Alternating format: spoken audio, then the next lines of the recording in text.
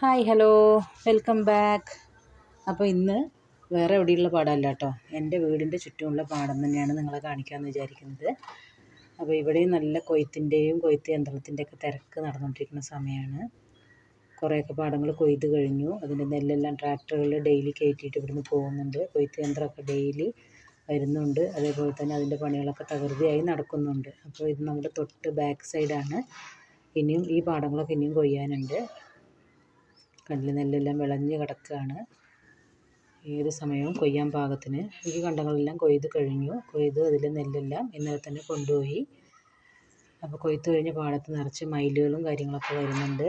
അവിടുത്തെ കതിരും കാര്യങ്ങളെല്ലാം പെറുക്കാനായിട്ടും അതേപോലെ തന്നെ നിറച്ച് ചേരക്കുട്ടന്മാരും പാമ്പുകളും എല്ലാവരും ഉണ്ടാവും. അപ്പോൾ അവയെ പിടിക്കാനൊക്കെ ആയിട്ട് മയിലുകൾ സദാസമയം വരുന്നുണ്ട്.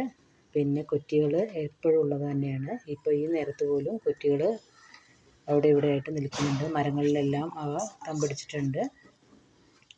അതേപോലെ തന്നെ നമുക്ക് ഈ പാടങ്ങളിലെല്ലാം പച്ചപ്പ് ഇനി അടുത്ത സീസണിലേ കാണാൻ പറ്റുള്ളൂ. ഏകദേശം മാർച്ചോട് കൂടി തന്നെ മെയിൻ വിളകളെല്ലാം അവസാനിച്ചു. ഇനി അതിൻ്റെ കൊയ്ത്തും കൂടി കഴിഞ്ഞ് കഴിഞ്ഞാൽ പിന്നെ എല്ലാം പാടങ്ങളെല്ലാം വെന്തുണങ്ങി വരണ്ട് കിടക്കുന്ന അവസ്ഥയായിരിക്കും. എൻ്റെ വീടിൻ്റെ മുകളിൽ നിന്നുള്ള കാഴ്ചയാണ്. നമ്മുടെ വീടിൻ്റെ മുൻഭാഗത്ത് വേറൊരു വീടിൻ്റെ പണി തുടങ്ങിയൊക്കെ ഞാൻ വീഡിയോയിൽ ഇട്ടിട്ടുണ്ടായിരുന്നു. എല്ലാവരും കണ്ടിട്ടുണ്ടാവും വിചാരിക്കുന്നു. കാണാത്തവരുണ്ടെങ്കിൽ ഒന്ന് കാണണേ. അപ്പോൾ നമ്മുടെ റോഡ് ആണത് കാണുന്നത്. റോഡിൻ്റെ അപ്പുറത്തെ സൈഡിലും നിറയെ പാടങ്ങളാണ്. അവിടുത്തെയും കൊയ്ത്ത് ഏകദേശം നടന്നുകൊണ്ടിരിക്കുകയാണ്.